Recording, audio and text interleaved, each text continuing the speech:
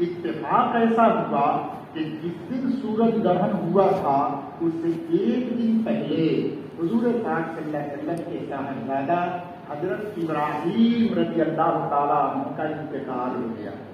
ماریا فدیہ سے آپ ایک بچہ پیدا ہوئے تھے جن کا نام ابراہیم ہے۔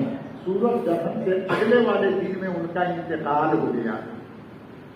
اب جب بعد والے دن میں سورج گرہن ہوا تو لوگوں نے کہا کہ دیکھو محمد صلی اللہ علیہ وسلم اتنے بڑے آدمی ہیں اور ان کے صاحبزادہ کا انتقال ہوا تو آج سورج بھی دکھ منا رہا ہے، آج سورج بھی سوگ منا رہا ہے، سورج بھی افسوس کر رہا ہے۔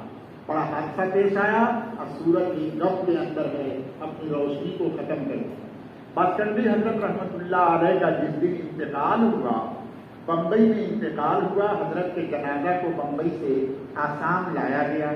ہم لوگ پہنچے، لاکھوں آدمیوں کا مجمع تھا اور بدرپور میں ایک جنازے کی نماز ہوئی حضرت کے گاؤں میں، اور دوسری جنازہ کی نماز باسکنڈی میں ہوا۔ باسکنڈی کے طالب علم لوگ حضرت کی عادت خواہش یہ تھی کہ بدرپور میں دفن ہوں گے، جہاں اپنا گھر ہے وہاں دفن ہوں گے۔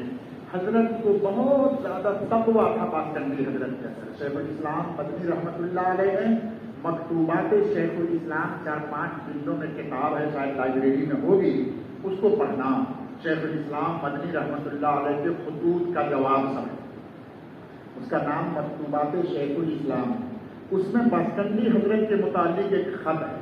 باسکنڈی حضرت کے متعلق حضرت نے باسکنڈی مدرسہ کے محتمم ایک منی پوری صاحب تھے، ان کے پاس خط لکھا، چھوٹا سا مدرسہ 5 پیج کا مدرسہ تھا باسکنڈی کا۔ فرمایا میں آپ کے مدرسے کے لیے مولانا احمد علی صاحب کو بھیج رہا ہوں، ان کو مدرس رکھ لیں گے۔ سمجھ میں آیا؟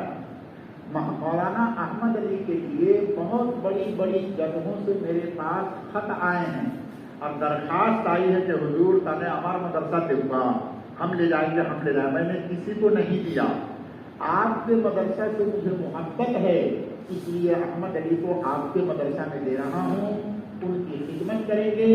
اور ان کو حضرت تو اس زمانے میں تم لوگوں کی طرح سے جوان تھے لیکن خلافت مل چکی، ان کی عزت کرنا۔ اور اس میں یہ جملہ لکھا ہے، احمد علی ایسے آدمی ہیں کہ پوری دنیا میں چراغ لے کر کے اگر تلاش کرو گے تو احمد علی جیسا متقی اور پرہیزگار آدمی تم کو نہیں ملے گا۔ گواہی کون دے رہے ہیں؟ شیخ الاسلام مدنی رحمۃ اللہ۔ اب اسکندری حضرت کے متعلق گواہی کہ دنیا میں چراغ لے کر کے تلاش کرو گے تو احمد علی جیسا متقی اور پرہیزگار نہیں ملے گا۔ تو مکتوبات شیخ الاسلام میں یہ خط ہے۔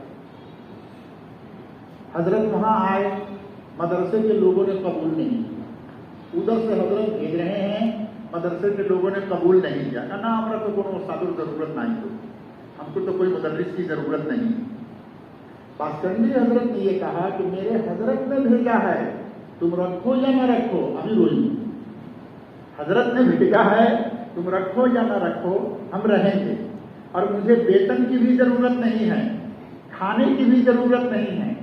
باسکنڈی مدرسے میں، مدرسہ کے پچھم جانب ایک چھوٹا سا محلہ ہے، اس میں ایک مسجد ہے، حضرت اس مسجد میں رہتے تھے، اب مفت میں جا کر کے مدرسہ میں پڑھاتے تھے۔ اور اس مسجد کے بغل میں ایک ماسٹر شیخ صاحب تھے، ماسٹر صاحب تھے اور وہ بھی حضرت شیخ الاسلام مدنی رحمۃ اللہ علیہ کے خلیفہ تھے۔ انہوں نے 12 تسبیح کے اندر میری تربیت کیا۔ جب باسکنڈی حضور نے 12 تسبیح کا سبق دیا، میں باسکنڈی مدرسے میں اعتکاف میں 12 تسبیح کرتا تھا، تو ماسٹر شیخ صاحب میرے بغل میں بیٹھ کر کے مجھے 12 تسبیح کا، جیتی کا، ضرب مارنے کا یہ سب طریقہ سکھاتے تھے۔ اللہ ان کے درجات بلند کرے، بہت نیک آدمی۔ ماسٹر سے اسکول کے ماسٹر، کیونکہ خلیفہ کس کے؟ شیخ الاسلام مدنی رحمۃ اللہ، اسی لیے ان کا نام مشہور تھا ماسٹر شیخ صاحب۔ ماسٹر بھی تھے اور شیخ بھی تھے۔ ادالی میں بھی ایک ماسٹر شیخ صاحب ہیں، باسکنڈی حضور کے خلیفہ۔ تو ان کے گھر سے کھانا مل جاتا تھا، کھانا کھاتے تھے اور حضرت مفت میں پڑھاتے تھے۔ میرے حضرت نے ملا، یہ ہوتی ہے اپنے شیخ کے ساتھ تعلق، فنا فی اللہ فنا فی الشیخ، میرے شیخ نے بھیجا۔ جب یہ محبت ہوتی ہے تو اس کا پھل ایک دن نکلتا، تو شروع میں باسکنڈی کے لوگوں نے قبول نہیں کیا، لیکن جب حضرت کا انتقال ہو گیا تو حضرت نے بدرپور کے اندر اپنے پیسے سے قبر کی زمین خریدا تھا۔ اس قبرستان میں مجھے شبہ ہو گیا، یہ تقویٰ کی بات ہے کہ پتہ نہیں یہ قبرستان جن لوگوں نے وقف کیا ہے اپنے وارث لوگوں کا سب کا حصہ اس میں سے دیا ہے یا نہیں دیا۔ جیسے باپ مر جاتا ہے لڑکیوں کو حصہ نہیں دیا، چچا کو حصہ نہیں، فلاں کو حصہ نہیں۔ مجھے اس زمین میں شبہ پیدا ہو گیا، شک ہو گیا، اس لیے اس زمین میں دفن نہیں ہوں گا۔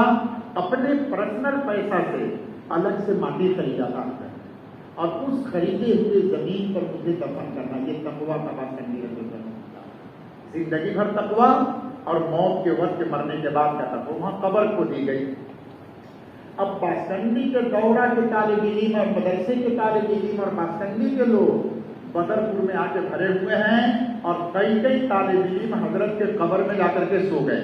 نہ انہوں دفن ہوتے دیتا، نہ ہمارا لاش باسکنڈی نہیں تھا، ہمارا لاش باسکنڈی نہیں تھا۔ آج اگر دفن کرنا ہے تو ہم سب کو زندہ اسی میں دفن کرنا۔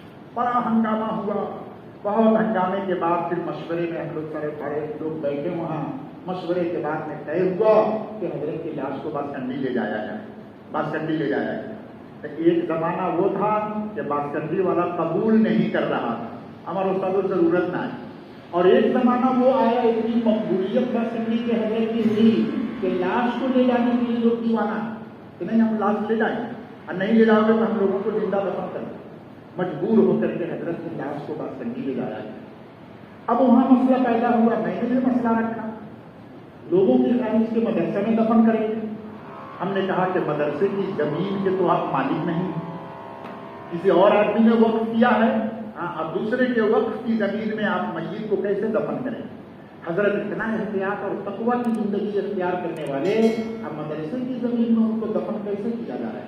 یہ مسئلے کے اعتبار سے تو جائز نہیں ہوگا، یہ جگہ تو مدرسے کے لیے ہے، قبرستان کے لیے نہیں دی گئی۔ دفن کرنے سے پہلے وہاں پر جن صاحب میاں بن حاجی صاحب جو محتمین تھے ان کے وارثین کو لایا گیا اور وقف سے رجوع کرایا گیا کہ آپ لوگ جو وقف کیے ہیں اس وقف سے رجوع کر لیجیے، اپنی زمین لے لیجیے۔ آپ رجوع کرانے کے بعد جتنا حصہ میں قبر بنے گا، مولانا بدر الدین صاحب، حاجی مفصل علی صاحب مرحوم حجائی مدرسے کے محتمم تھے، ان لوگوں نے اس زمین کو ان لوگوں سے خریدا اور اس کا دام لگایا گیا، دام لگا کر کے اس کو پیسہ دیا گیا۔ آپ پیسہ لے کر کے پھر جو بقیہ جگہ تھی اس کو مدرسے کے لیے وقف کیا اور اتنی زمین خرید کر کے باسکنڈی حضور کا قبر بنایا گیا۔ یہ مسئلہ سب یاد رکھنا کہ باسکنڈی حضور رحمۃ اللہ علیہ جو وہاں پر دفن ہیں یہ خریدی ہوئی جگہ ہے، خرید کر کے پھر حضرت کو وہاں پر دفن کیا گیا۔ تو اس بات پر یہ بات آئی تھی تقوی کے اوپر۔ جس دن حضرت کا انتقال ہوا اس دن پورے دن بارش ہوتی رہی، اب خوب زوردار بارش نہیں، پھٹا پھٹا پھٹا پھٹا پھٹا پھٹا آسمان پر بادل، اب پھٹا پھٹا پھٹا پھٹا پھٹا پھٹا پورا دن پانی پڑتا رہا۔ تو جتنے ہندو لوگ تھے وہ لوگ کہنے لگے کہ شیخ صاحب کے مرنے سے آسمانوں کھاندے، آسمان بھی رو رہا۔ جیسے میں نے اس میں بتلایا کہ عرب کے اندر یہ عقیدہ تھا کہ کسی بڑے آدمی کے مرنے کے بعد سورج میں گرہن لگتا ہے۔ حضور صلی اللہ علیہ وسلم کے صاحبزادے کا پہلے دن انتقال ہوا تھا، اب بعد والا دن میں سورج گرہن لگا تو لوگوں نے کیا کہا کہ اسی کی وجہ سے آج سورج بھی غم منا رہا ہے، افسوس کر رہا ہے۔ اس کے اوپر یہ واقعہ سنایا کہ حضور کے باسکنڈی حضرت کے انتقال کے وقت پورا دن بارش ہوتی رہی تو ہندو لوگ کہنے لگے کہ آسمان وہ کھاندے، مانوس تو خندر خندے آسمان وہ کھاندے۔ بہرحال یہ عقیدہ زمانے جاہلیت کا تھا۔ حضور پاک صلی اللہ علیہ وسلم صلاۃ الکسوف کی نماز پڑھا کر کے خطبہ دیا، خطبہ دے کر کے اس عقیدہ کو باطل کیا۔ منگا ان الشمس والقمر آیتان من آیات اللہ لا ينخسفان لموت احد ولا لحیاتہ ولکنہ آیت من آیات اللہ۔ چاند اور سورج یہ اللہ کی قدرت کی نشانیوں میں سے، ان میں گرہن کسی کی موت کی وجہ سے نہیں لگتا ہے بلکہ یہ اللہ کی قدرت کی نشانی ہے اللہ اپنے قدرت کی نشانی جس طرح سے چاہتا ہے دکھاتا ہے، جب چاہتا ہے روشنی دے دیتا ہے اور جب چاہتا ہے روشنی کو چھین لیتا ہے۔ اللہ سب کے اوپر